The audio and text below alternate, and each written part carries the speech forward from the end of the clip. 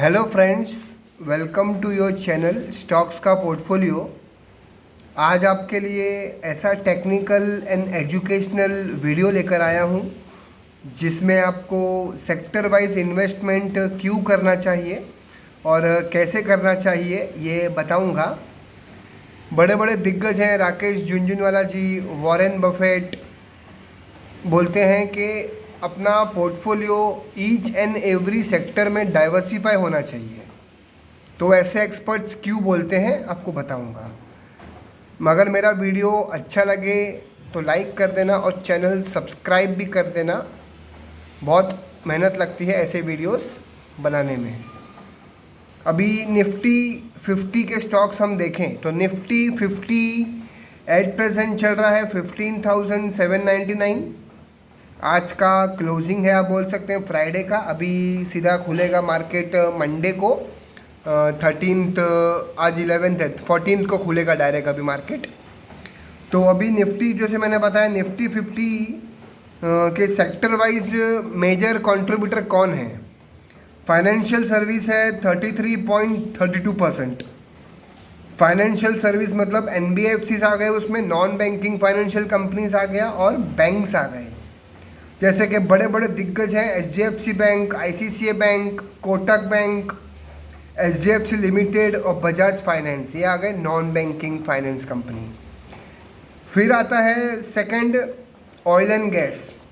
Oil and gas Nifty 50 में है 16.73% का वेटेज है, जिसमें रिलायंस इंडस्ट्रीज हो गया सबसे बड़ा वेटेज, फिर छोटे वेटेज है ONGC, IOC ऐसा।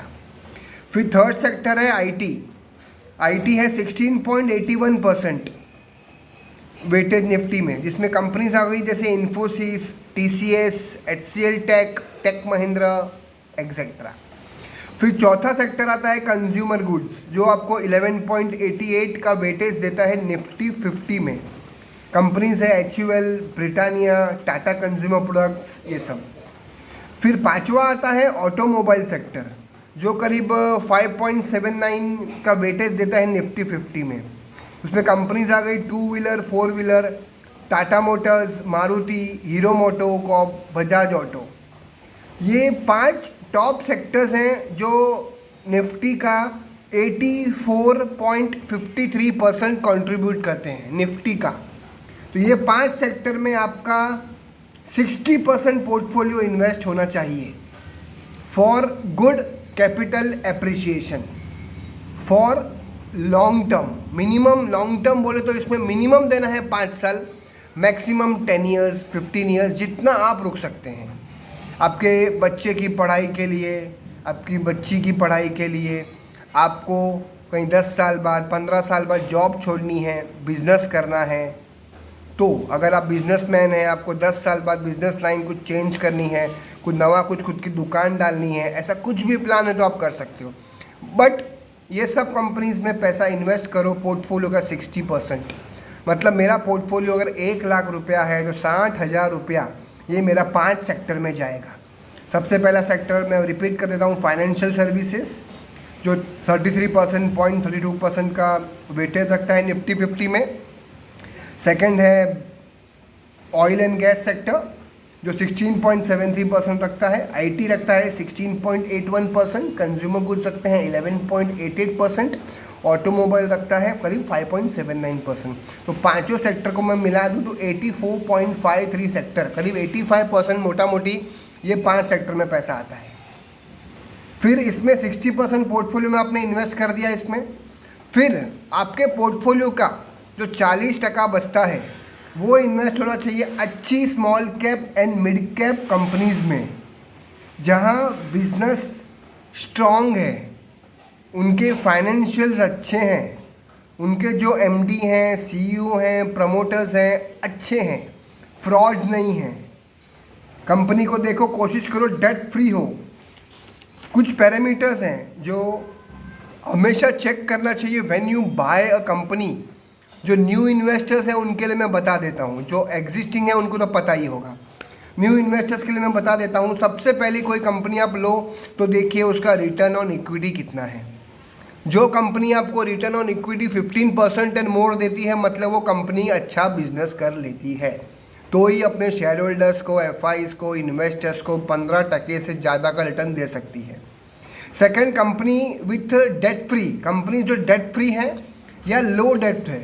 कंपनी विथ डेट फ्री या लो डेट मतलब क्या, कि कंपनी ने अपने बिजनेस के अगेंस्ट में लोन तो नहीं उठाया है, और लोन उठाया है तो कितना उठाया है। डेट फ्री मतलब जीरो लोन है। लो डेट फ्री मतलब समझो 100 करोड़ का उसका इनकम है, उसके आगे उसने 10 करोड़ का लोन लिया है, तो वो चलता है। बड़ी दिग्गज कंपनी हो, अच्छी कंपनी हो तो 10% चलता है। 100 करोड़ का इनकम कमाया, 10 करोड़, तो वो रातों रात जीरो डेट फ्री हो सकती है। लो डेट फ्री कंपनी हो और नहीं तो डेट फ्री कंपनी हो। उसके बाद थर्ड पैरामीटर आता है एफआईज और डीआईएस का कैसा भरोसा है कंपनी पे, उनका स्टेक कैसा है कंपनी पे। अगर एफआईज डीआईएस बुलिश है वो स्टॉक पे, वो सेक्टर पे, तो आप बाय कर सकते हैं, क्योंकि एफआईज और डीआईएस जो कंपनी में बाय करते हैं उसका फंडामेंटल्स आज के लिए नहीं, अगले 5 साल 10 साल के लिए अच्छे रहते हैं, क्योंकि वो ऐसी कंपनी में बाय करते हैं जिसका उनको बिजनेस आगे 10 साल तक समझता है कि अच्छा होने वाला है, बूम है वो सेक्टर में या वो स्टॉक में। फिर देखिए और 2-4 इंपॉर्टेंट पैरामीटर्स, जैसे कैश फ्लो कैसा है कंपनी का। अगर कंपनी का कैश फ्लो अच्छा है तो कंपनी आपको हमेशा अच्छा डिविडेंड देगी, अच्छा बिजनेस करेगी, कैश फ्लो अच्छा है कंपनी का।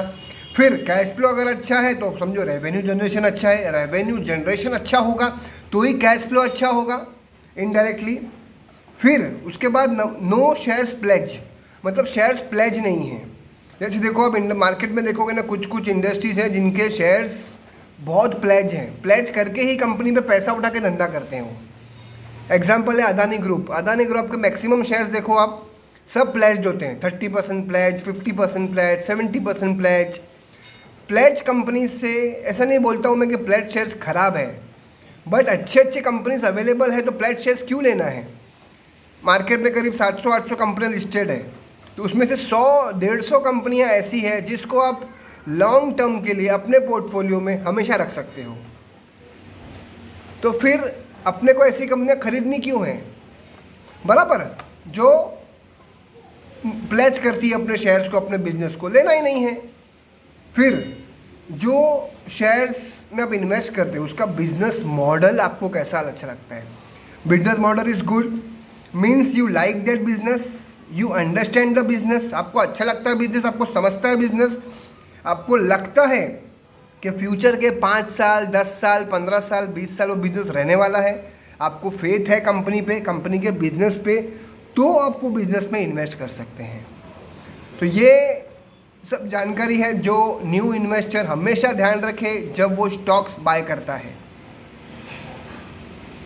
मेरा वीडियो अच्छा लगे तो सब्सक्राइब कर देना और चैनल लाइक भी कर देना। Thanks for watching guys, thank you.